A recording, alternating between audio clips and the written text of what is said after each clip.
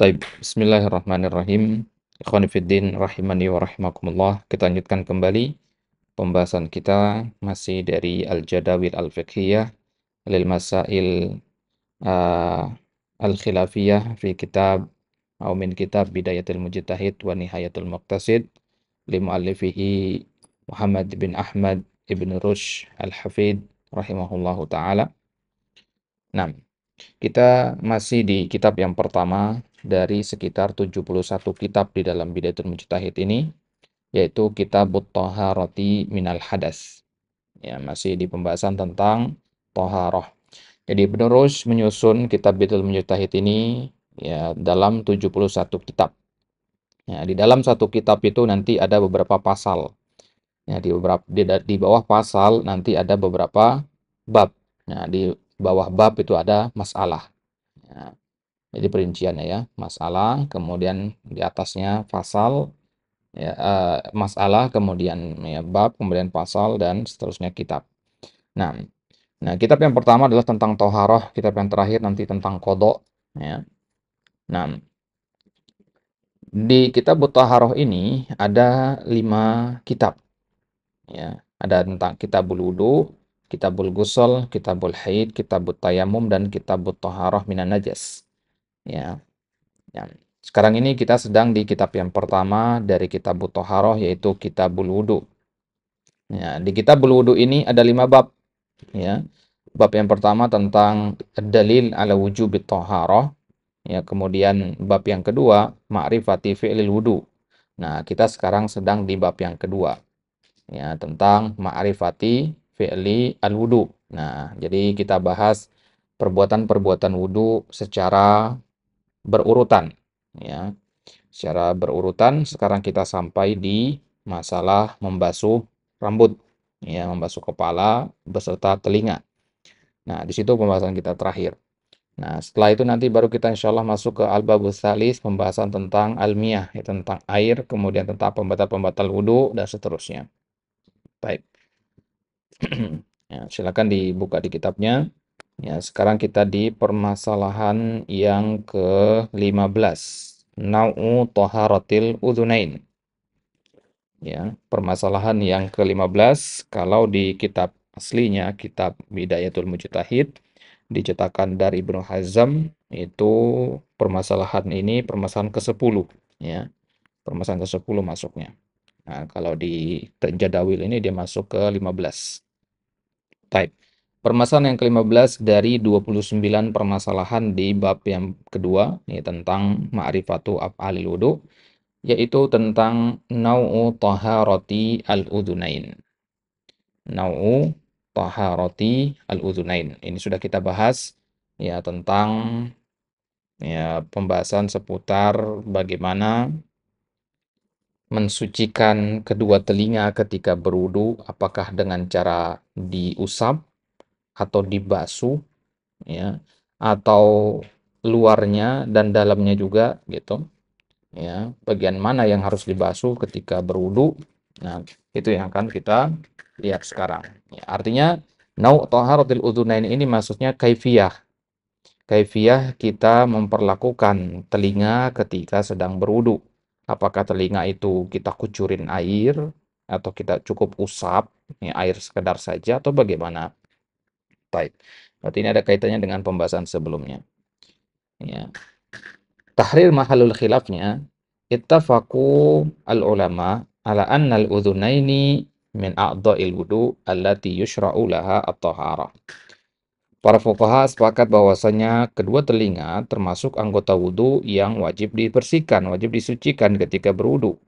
Ya, itu yang mereka sepakati. Wakhtalafu fi naw'i taharatil udhunain. Tapi yang mereka perselisihkan adalah bagaimana cara taharahnya. Jadi kalau hukum taharahnya sepakat, ya, tapi caranya gimana itu yang diperselisihkan. Dan perselisihan itu ya terbagi menjadi 3 kelompok, ya, 3 akwal. Ya. Akwal yang pertama, akwalnya jumhur, qaulul jumhur, taharatul udhunain takunu bil masah. Ya. Yang pertama dengan al-masah,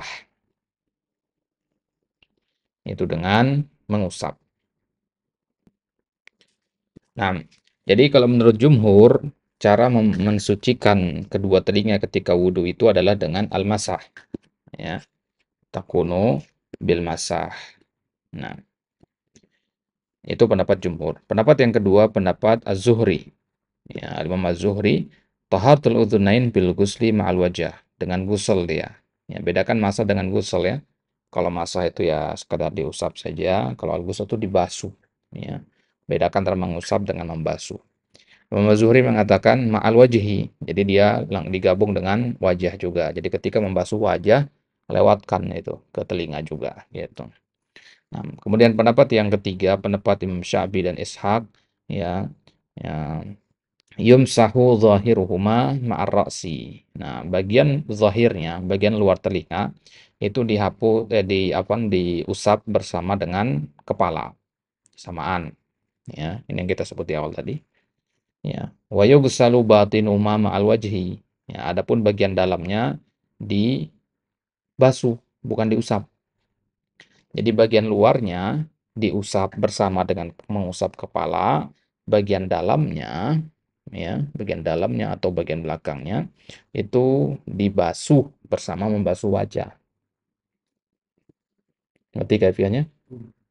Nah, jadi ketika kita untuk membasuh wajah, itu ikutkan juga bagian dalam telinga. Ya, dengan air itu kan kita membasuh wajah kan 3 kali begini kan dengan mengambil air baru kan. Nah, kita, ya. Nah, itu dia. Jadi perincian, ya. Pendapat yang pertama mengatakan masah, pendapat yang kedua mengatakan gusel, pendapat ketiga masah dan gusel. Masah bagian zahir, gusel bagian batinnya. Taib. Dalil masing-masing pendapat disebutkan di sini, ya. Pendapat yang pertama, dalil mereka adalah hadis Ibnu Abbas. Ya, sebelum ke situ sebab khilafnya apa? Kenapa mereka berbeda-beda pendapat? Ada yang mengatakan masah, ada yang mengatakan gusel, ada yang mengatakan masah zahir, ya gusel batin. Taraddudul udhun baina an takuna juz'an minal wajhi au juz'an minar ra'si. Ya, itu perselisihan mereka tentang keadaan telinga ini apakah dia bagian dari wajah atau bagian dari kepala gitu. Hitungannya telinga itu masuk ke wajah atau masuk ke kepala gitu. Nah, jadi kalau antum mengatakan bahwasanya telinga itu bagian dari wajah, ya berarti digabung ketika membasuh wajah. Kalau antum katakan dia bagian dari kepala, ya berarti antum usap, bukan dibasuh. Ingat, beda ya. Kalau wajah dibasuh, kepala diusap. Nah, kalau antum katakan telinga bagian dari kepala, berarti dia diusap. Kalau antum katakan dia bagian dari wajah, berarti dia dibasuh. Gitu. Nah, dalil jumhur yang mengatakan diusap adalah hadis Ibnu Abbas ya radhiyallahu anhuma, masahan Nabi sallallahu alaihi wasallam bi ra'sihi wa udhunayhi dhahirahuma wa batinahuma. Qala Tirmidzi haditsun hasanun sahih. Al haditsu nassa fi mahallil khilaf wa yadullu ala anna al udhun juz' minar ra'si. Jadi hadis Ibnu Abbas mengatakan bahwasanya beliau pernah melihat Nabi mengusap kepala beliau, ya, kemudian kedua telinga beliau bagian dalam dan bagian luarnya. Ya, Imam Tirmizi mengatakan hadisnya hasan sahih derajatnya. Nah, al-hadis nasun fi mahallil khilaf. Ya, wa yadullu ala anna al-udhun juz'un minar ras. Hadis ini menunjukkan bahwasanya berarti telinga itu bagian dari kepala. Kenapa? Karena Nabi mengusapnya gitu. Nah, ini dalil yang paling umum ini. Baik. Sedangkan pendapat yang kedua mengatakan al-ghusl yaitu Imam Az-Zuhri, dalil mereka adalah al-udhun juz'un minal wajhi fayughsalu ma'a.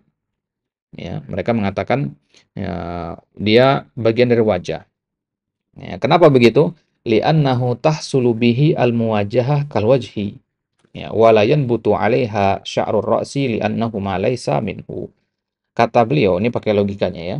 Imam Zuhri mengatakan, kenapa telinga itu bagian dari wajah? Karena kalau kita menghadap ke orang, dikatakan kita menghadap itu kalau muka kita ya dan telinga kita juga ikut menghadap ke sana gitu kan. Nah, itu namanya muwajahah namanya. Kita dikatakan menghadap ke suatu arah ya. Itu kan bukan hanya muka kita saja, tapi juga telinga kita. Kalau anak ngomong sama antum, ya muka anak ke arah kanan ya atau ke arah kiri, tapi badan anak ke arah antum, tetap tidak dikatakan muwajahah. Ya, tidak dikatakan anak menghadap ke antum. Kenapa? Antum pasti tersinggung kan, anak antum ngobrol sama anak tapi wajah anak hadap lain, ya, tapi badan anak hadap ke antum, gitu. Tapi kalau wajah Anda menghadap antum, badan Anda menghadap lain, antum nggak masalah kan? Gitu. Karena tetap ya berarti patokannya itu kepada wajah dan wajah di situ masuk juga telinga. Ya, kemana wajah menghadap ke situ telinga menghadap. Ya, itu dalilnya. Berarti dia bagian dari wajah gitu. Kemudian dalil mereka yang kedua, ya. Dalil Muzuri mengatakan kenapa telinga itu bagian dari wajah? Karena telinga nggak tumbuh rambut. Kalau dikatakan bagian dari kepala, kenapa dia nggak tumbuh rambut di situ? Gitu. Nah, ya, berarti dia bukan bagian dari kepala, dia bagian dari wajah, karena wajah nggak tumbuh rambut, gitu. Ya, ya. Qauluhu SAW, kemudian dari mereka yang kedua, ya sajada wajhiha lilladzi khalaqahu wa sawwarahu wa syaqqa sam'ahu wa basarahu. Ya, fa'adafa as-sam'a lil wajhi. Ya, dalam doa Nabi sajada wajhiya lilladzi khalaqahu, doa sajadah, ya sajada wajhiya lilladzi. Nabi mengatakan wajahku bersujud kepada yang telah menciptakannya, wa sawwarahu yang telah membentuknya, wa syaqqa sam'ahu wa basarahu ya dan ya membentuk pendengaran dan penglihatan. Pendengaran dan penglihatan. Nah, di situ dilihat ya pendengaran telinga, penglihatan mata, gitu kan. Nah, fa adhafa as-sam'a lil wajhi, ya berarti pendengaran diidopahkan kepada wajah. Gitu. Ya, karena sam'ahu wa basarahu. Gitu. Basar di mana? Di wajah. Ya. Ya, mereka sam'ahu oh berarti di wajah juga. Nah, kemudian ya, dalil pendapat yang ketiga yang mengatakan perincian di situ al-wajhu ma tahsulu bil muwajjah wa hiya hasilun bima aqbala. Nah, ini logikanya sama dengan pendapatnya Az-Zuhri tadi, mengatakan yang dikatakan kita menghadap ke suatu arah itu kalau wajah kita ikut menghadap ke situ. Kemudian dalil mereka yang kedua, ya Arwiya an Ali radhiyallahu anhu annahu massaha rasahu wa muakhira udhunaihi, ya bahwasanya beliau mengusap kepalanya dan mengusap ya bagian belakang kedua telinganya. Dzakarahu an-Nawawi fil Majmu' wa dha'afahu wa lam ajidhu fi kutubil hadits. Nah, ini dalil mereka lemah. Ya, berarti secara ini sudah ya ini sudah kita eliminasi, sudah dalil yang mereka pakai yang ini. Kenapa? Karena dalilnya sendiri sudah dhaif. Berarti mereka punya dalil satu aja di sini yang mengatakan bahwasanya wajah itu ya kenapa telinga itu bagian dari wajah ya. Tapi yang bagian dari wajah itu bagi kata mereka adalah bagian dalamnya. Karena yang dibahas itu kan bagian dalam ini maksudnya. Ya, bagian dalam telinga. Kalau bagian luar itu nih daunnya nih. Ya, daun yang kelihatan ini. Nah, itu bagian luarnya. Nah, kalau kita menghadap, wajah kita menghadap ke arah barat, yang ikut menghadap ke sana itu bagian dalam telinga kita, bagian luar juga sebenarnya, tapi bagian dalam kan lebih gitu. Lebih awal menghadap ke sana karena bentuk telinga itu kan menyerong gitu kan. Enggak langsung ke samping tapi ke belakang dulu baru ke samping gini. Ya, set, set gitu. Nah, jadi ya kayak antum bayangin ada mangkok di samping wajah antum lah. Nah, mangkok itu kan ada bagian pinggirnya, ada bagian dalamnya tuh, bagian dasarnya. Bagian dasarnya itu yang dinamakan muwajahah gitu. Ya, bagian luarnya juga muwajahah, tapi bagian dalamnya lebih gitu. Berarti bagian dalamnya ini bagian dari wajah, ya. Bagian luarnya ini bagian dari kepala, karena lebih dekat ke kepala posisinya gitu. Ya, logika sih sebenarnya di situ. Maka Ibnu Rushd itu di kitab aslinya mengatakan bahwasanya ini sadzza qaumun katanya. Ini adalah pendapat yang saz kata beliau, ya. Ini menurut beliau adalah pendapat yang saz. Nah, antum bisa lihat sendiri di kitab aslinya di situ, ya. Baik. Maka yang rajih dari tiga pendapat ini adalah pendapat jumhur. Pendapat yang pertama, ia mengatakan bahwasanya kedua telinga itu dimasah, bukan digusel, bukan juga digabung dengan ya digabung antara masah dan gusel. Baik. Wa hadis Ibnu Abbas nassun fi mahallil khilaf wa qad wasafa Ibnu Rusyd rahimahullah baqiyatul aqwal bis-sa'dah. Nah, pendapat yang kedua dan yang ketiga ini Ibnu Rusyd sebutkan di dalam kitab Bidatul Mujtahid itu adalah pendapat yang sad. Beliau mengatakan wasadza qaumun. Nah, kalau beliau katakan wasadza qaumun itu kan nggak disebutkan orangnya siapa. Karena pendapatnya saking sadnya, orangnya saja nggak perlu disebut. Makanya penulis Jadawil ini memperjelas orang itu siapa maksudnya Az-Zuhri, ya. Nah, dan Asy-Sya'bi gitu. Taib. Ya, kemudian samatul khilafnya, ya berarti kesimpulan kita pendapat yang pertama ya, yang rojih. Samatul khilafnya adalah yamsahul mutawaddi udhunaihi ba'da mashi ra'sihi. Ya, kalau kita mengatakan bahwasanya yang rojih adalah pendapat pertama yaitu dengan mengusap, berarti ketika kita wudhu, selesai kita apa namanya? Mengusap kepala, ya kita usap telinga. Itu konsekuensinya. Kalau kita megang pendapat yang pertama. Kalau kita megang pendapat yang kedua, konsekuensinya apa? Ya konsekuensinya berarti kita ya apa namanya? Membasuh kedua telinga setelah sebelum ya apa namanya? Afwan. Kita membasuh kedua telinga setelah kita membasuh wajah, gitu kan? Jadi basuh wajah, habis itu ya membasuh kedua telinga. Ya namanya basuh pasti ambil air baru kan, gitu. Hmm.